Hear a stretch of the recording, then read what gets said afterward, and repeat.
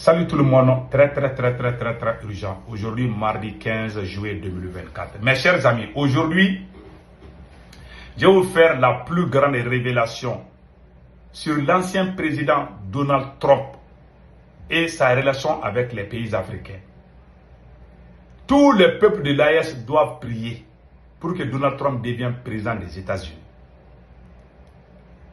Premièrement, en 2019, quand Donald Trump était président aux États-Unis, les États-Unis avaient suggéré de ne plus renouveler le mandat de la MINUSMA au Mali.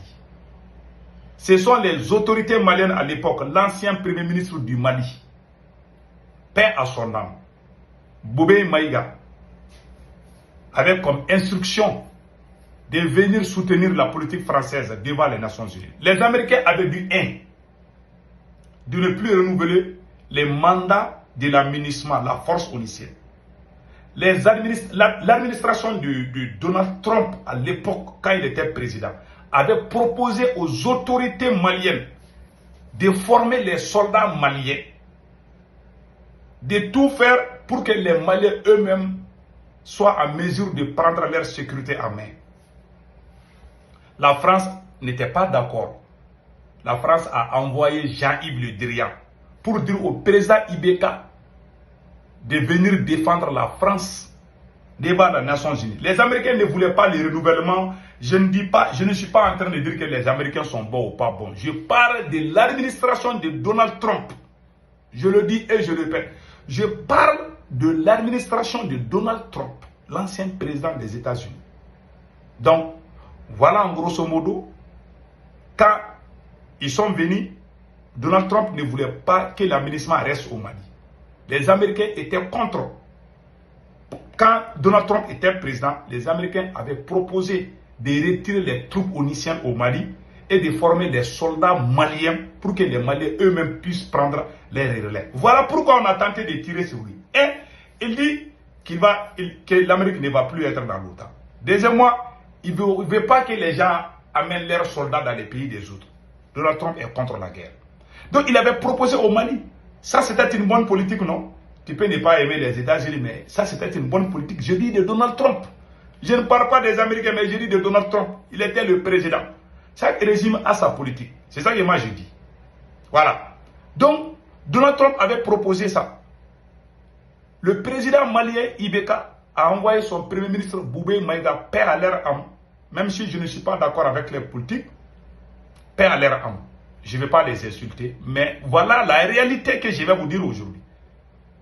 Le Mali a envoyé son premier ministre Boubé Maïga à l'ONU ici pour supplier les Américains de ne pas armer l'armée malienne, de ne pas aider l'armée malienne.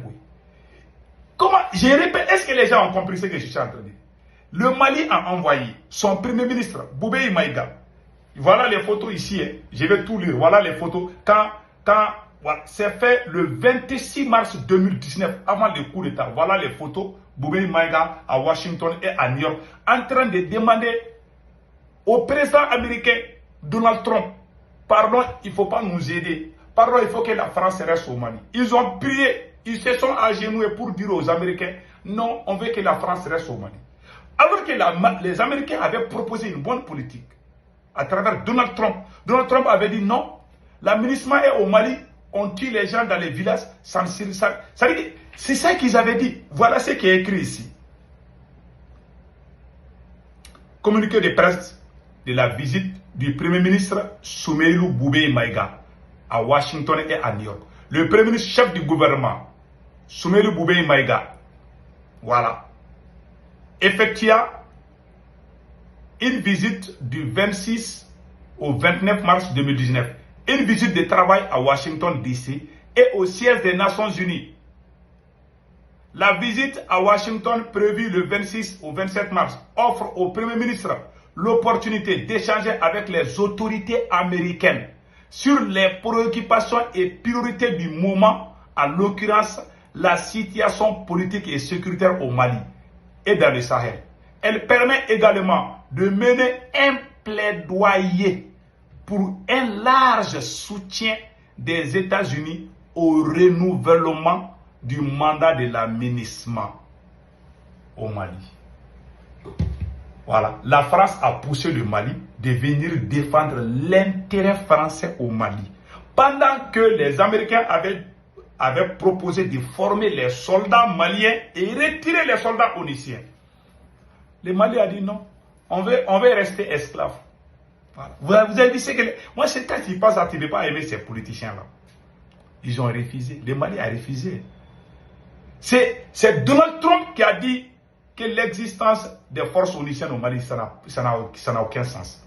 Et deuxièmement, non seulement le Mali est venu avec Jean-Yves Le Drian et le premier Somelo Boubé Maïga, ils sont venus. Ils sont venus demander aux Américains, non, nous on veut que la France reste au Mali. Ouais, ça fait mal.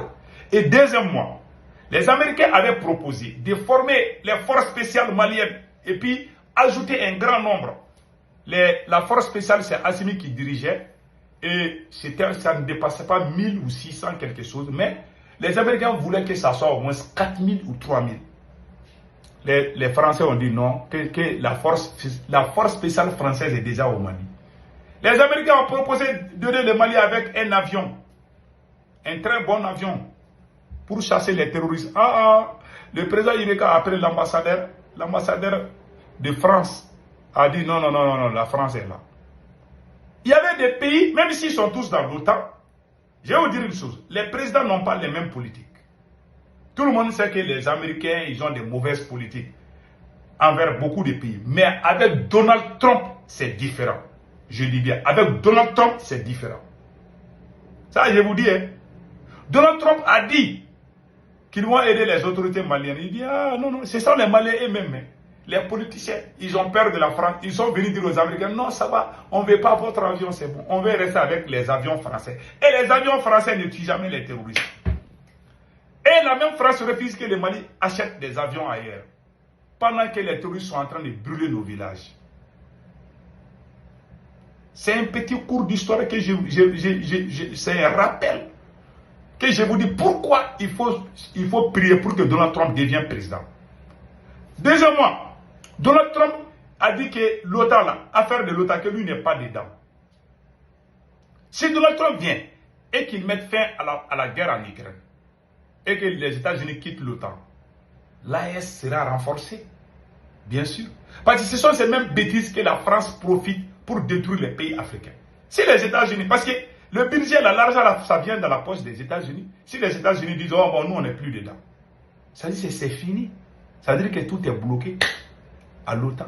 C'est pour cela, moi j'adore le monsieur. Et pendant une visite de Macron aux États-Unis, pendant la visite de Macron, voilà ce qui s'est passé. Pendant la visite de Macron, je vais vous montrer quelque chose. Voilà. Donald Trump a dit que les terroristes qui sont allés en Syrie, là, que ce sont les Français. C'est Donald Trump qui a été le premier à dire que la France arme les terroristes.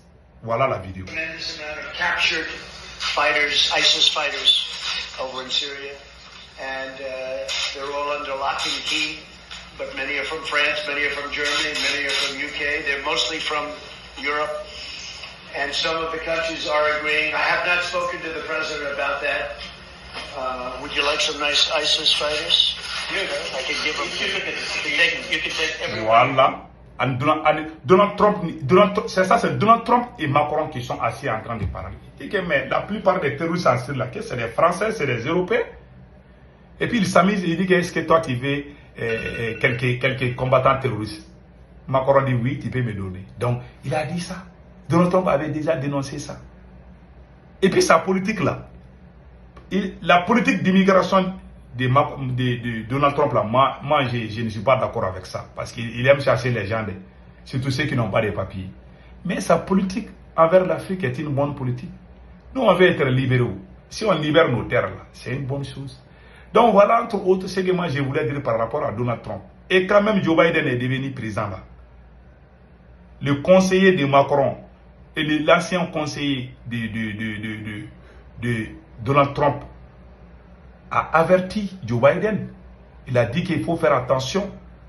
Il a averti Joe Biden de ne pas trop se coller à la France, que les États-Unis risquent d'être détestés par les Africains. Parce que la France n'a rien foutu. Donc voilà, entre autres, ce que moi je voulais vous dire aujourd'hui. Passez excellent week-end et prions pour que Donald Trump devienne président. C'est une bonne nouvelle pour l'AES.